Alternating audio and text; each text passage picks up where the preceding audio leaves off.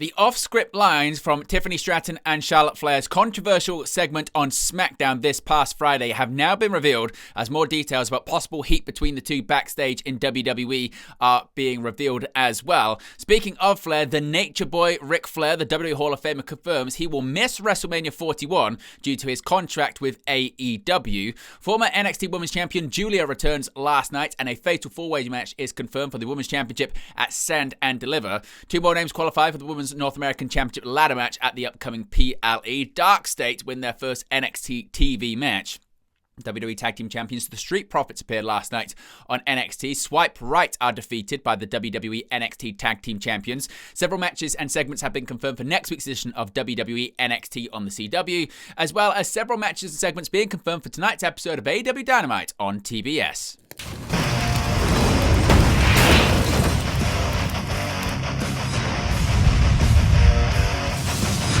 Hey guys, welcome back to Wrestling News 365. Hope everyone is doing very well. As always, there are plenty of news stories to get into in the world of professional wrestling. But first, a reminder, you can join the WN365 roster. All you have to do is click the join button. The link's in the video description below. You can also scan the QR code once it appears on the sidebar. Speaking of which, all the upcoming watch-alongs and post-shows are on the sidebar right now. That being watch-alongs for Monday Night Raws. We're going to be doing the Raw before WrestleMania, the Raw after WrestleMania, the SmackDown before WrestleMania, NXT Stand and Deliver, both nights of WrestleMania, that being Saturday and Sunday.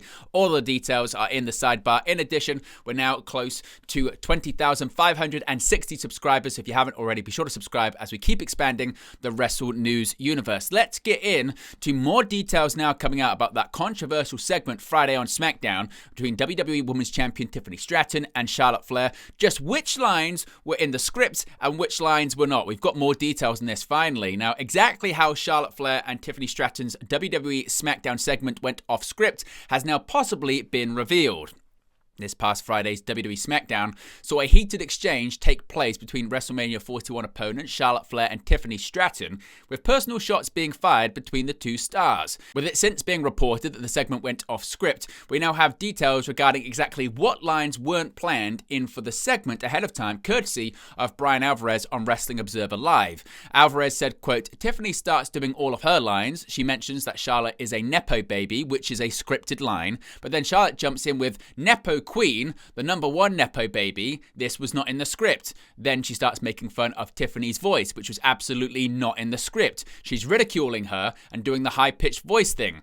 Then Tiffany, I guess she was over it. She mentioned 0 and 3, the discussion about divorces and everything. That was all in the script. But the line about 0 and 3, which was a reference to how many times she's been divorced, that was not in the script. Tiffany ended up throwing down the mic and rolling out of the ring, which is a heel move, and she's supposed to be a babyface. That was also not in the script. And if you watch it, she throws down the mic and she starts to roll out of the ring, and Charlotte is walking towards her, and Wade Barrett, he is going to get between these two because he can see the thing has gone totally off the rails. They go to the back, and the fact is there was heat on both of them. There was more heat on Charlotte because she went off script more, and she's the veteran. She's the one supposed to be keeping this stuff together. Now, more details about this are courtesy of Sean Rossap of Fightful Select. They say they've heard a lot more details regarding Tiffany Stratton and Charlotte Flair SmackDown promo, which largely lines up with what Wrestling Observer Live were recounting from Brian Alvarez. Now, Sean Rossap says the general consensus backstage was that Charlotte Flair went off script first, calling herself the Nepo Queen, which didn't garner much heat. However, when Charlotte began mocking Tiffany Stratton's voice, a number of people backstage reportedly felt like Tiffany Stratton, quote, needed to fight back, end quote, but that going into that personal of a degree without being cleared was ill-advised. Neither the line about Charlotte's marriage nor Charlotte's Ludwig Kaiser line was cleared. Charlotte addressing the crowd booing her directly also wasn't planned, but was called run-of-the-mill ad-libbing that would never get anyone any heat.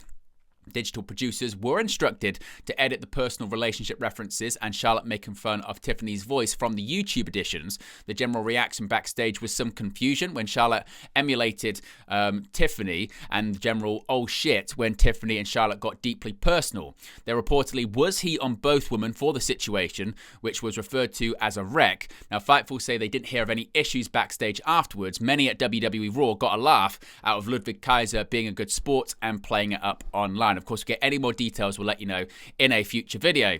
Now, continuing to talk about the Flair family, WWE Hall of Famer Ric Flair has confirmed his WrestleMania status and possibly his AEW contract status at the same time. Now, despite not appearing on WWE television in quite some time, Ric Flair is someone who's been mentioned a few times in the build-up to WrestleMania 41. While the Nature Boy was more recently referenced by Tiffany Stratton during her and Charlotte Flair's intense segment on SmackDown Friday, he has also naturally been brought up by John Cena as he looks to overtake Ric Flair by winning a record-breaking 17th World Championship at WrestleMania 41. While it remains to be seen whether Cena will dethrone Cody Rhodes for the undisputed WWE Championship to achieve that feat, we can now rule out the idea of Flair potentially interacting with Cena at WrestleMania 41. Whilst appearing on Busted Open Radio, Flair was asked if he would be a part of WrestleMania 41, to which he said, quote, "I wish I could say that I was, but I am not, and I understand why. I'm not mad about it by any means. Every time they talk about the title, my name gets mentioned. They keep me relevant. It's very cool. John is a great guy. Cody is a great guy." When asked why WWE wouldn't want him there, Flair revealed that it's his AEW contract that will prevent him from making an appearance, saying, quote, "I work for another company. I'm sure I would be more than welcome. Absolutely, if I wasn't working with Tony, I would absolutely be there. They couldn't keep me out the building." While it now appears to be an impossibility due to his AEW contract status, the 16-time world champion had previously teased hitting the ring at WrestleMania 41 in order to prevent Cena from breaking the record. Now, Flair hasn't actually appeared on AEW television since the 2024 Revolution pay-per-view, where he featured alongside Sting and Darby Allin for Sting's retirement match against the Young Bucks. Of course, we get any more details about his contract status with AEW or his WrestleMania 41 status, we'll let you know in a future video. Now, Giulia made a surprise return last night on WWE NXT. The NXT Women's Championship scene ahead of Stand and Deliver is heating up with less than 2 weeks to go before the big event, as former champion Giulia returned during the opening segment of NXT on Tuesday. The opening match saw Jada Parker take on Jordynne Grace, with NXT champion Stephanie Vacqua set to name her opponent for the Premium Live event after the bout. Shortly after the match started, the action spilled out of the ring. Vacqua, who was seated at commentary, was slapped by Parker while Grace was recovering on the floor, and when Vacqua looked to retaliate, she hit Grace instead, causing the disqualification. All three women continued to brawl until Giulia's music hit. She helped her friend Vacqua fight off Parker and Grace, but then hit Vacqua with a Death Valley driver in the middle of the ring. Giulia stood over Vacqua with the NXT Women's Championship in hand to end the segment. Later in the night, in a backstage segment, Vacqua told NXT General Manager Ava that she will face all three women, that being Giulia, Parker, and Grace at NXT Stand and Deliver. Of course, Giulia dropped the title to Vacqua at Roadblock at Madison Square Garden's Theatre in March. Reports circulated over the weeks that she was injured, but it was reported that Giulia had been working house shows prior to her return to television. If Giulia was injured, WWE has yet to disclose just indeed what she was suffering from. Now, speaking of title matches at Stand and Deliver, the NXT Women's North American Championship match, a ladder match, is getting much more of a packed field. Sol Ruca defeated Jasmine Nix during NXT to secure her spot in the Women's North American Championship ladder match at Stand and Deliver. NXT Women's Champion Stephanie Vacqua was asked by General Manager Ava to vacate the North American title after becoming double champion at Vengeance Day, with the now vacant title due to be contested between 6 stars at Stand and Deliver. Kalani Jordan and Zarya each qualified for the match during last week's show with victories over Roxanne Perez and Lash Legend respectively, and it was confirmed that Zarya's partner Sol Ruca would have her opportunity to qualify on Tuesday. Her opponent had yet to be determined when a backstage segment saw former champion Fallon Henley debating with JC Jane to which of them should represent Fatal Influence, but then Nix stood up and declared she'd be the one taking the opportunity. For a moment too, it looked as though Nix would be the one qualifying, locking in a tight submission which Ruca barely escaped and clocking her with a Nix kick before, after a spot of disruption on the outside, Ruca kicked out at the last second, catching Nix with an enziguri to create some space for the Soul Snatcher and winning the match via pinfall. Later on in the show, No Quarter Catch crew's Ren Sinclair faced the Cullings' Izzy Dame with the 4th spot on the line. Dame then got the victory with a sit-out spinebuster, leaving just 2 spots available for the match with just one NXT episode left before Stand and Deliver on April 19th. Of course, we'll also be doing a watch-along for that show as well. Dark States, they made their WWE NXT in-ring debut. Dark State, that being Cutler James, Dion Lennox, and Saquon Sugars, won their first match as a group on WWE NXT television. The Radical group that has invaded WWE NXT since Vengeance Day defeated Trick Williams, Obafemi, and Javon Evans. The latter trio is slated to face each other for the WWE NXT Championship at NXT Stand and Deliver, and they could not coexist. Trick Williams and Obafemi began brawling with one another and left their partner high and dry to be attacked by all the members of Dark State. Saquon Sugars would get the victory. The group would hit their signature powerbomb and Sugars would fly off the top rope to deliver the final blow. After the match, Channing Stacks Lorenzo challenged Dark State to a fight in the parking lot on behalf of the Tony D'Angelo family. Continuing with NXT, the WWE Tag Team Champions, the Street Profits, appeared last night. They were the latest tag team to visit NXT. As has been the case for the past few weeks, Hank Walker and Tank Ledger got advice from a team on the main roster. On the April 8th episode of NXT, the WWE Tag Team Champions, the Street Profits, gave them one simple piece of advice: be who you are. Of course, in past weeks, the Motor City Machine Guns and Pretty Deadly have travelled to NXT to speak with Hank and Tank. Speaking of tag teams, we saw tag team action last night on NXT. Brad Baylor and Ricky Smoke swiped right on the April 8th episode of WWE NXT, but it was not a successful match for them.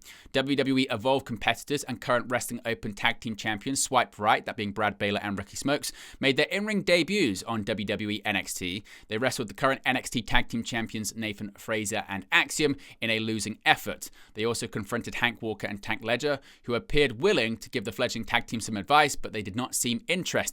Baylor and Smokes received some love on social media from the WWE ID program and Wrestling Open. WWE ID emphasized the pairing as an example of what can stem from WWE ID program's opportunities. Now, next week, of course, it's the final NXT before Stand and Deliver. The April 15th episode of WWE NXT has some major implications for NXT Stand and Deliver. It will be the final episode of the brand before the event on April 19th, and several championship matches will be set. After Eddie Thorpe, Ethan Page, Lexis King, and Wesley all made it very clear they want to challenge Ricky Saints for the NXT North American Championship, it was announced that all four men will do battle in a fatal four-way to determine who will challenge Ricky in Las Vegas.